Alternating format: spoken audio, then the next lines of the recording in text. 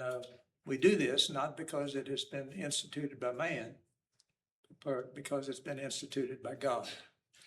This is a 2,000-year-old observance that Christians have been doing for all of those many years. And it goes back to the time when Jesus instituted the Lord's Supper, just a day before his crucifixion. And Jesus said that these elements that we're partaking of represented something. He said the bread was his body and the fruit of the vine was his blood. And we observe those things, remembering that very fact.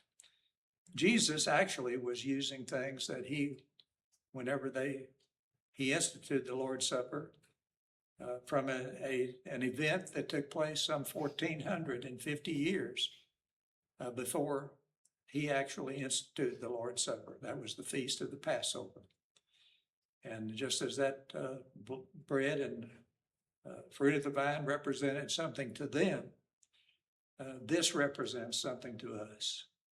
Jesus said, as often as you eat this bread and take of this cup, you do so in remembrance of me. The Apostle Paul said the very same thing to the Corinthian brethren.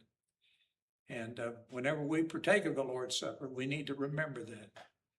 Paul said that as often as we eat this bread and partake of this cup, we remember the Lord's death until he comes again.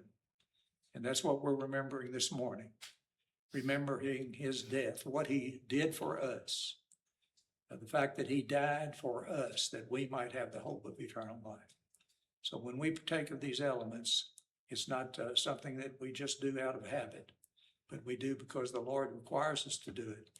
But he wants us to remember what he has done for us. Let's do that at this time.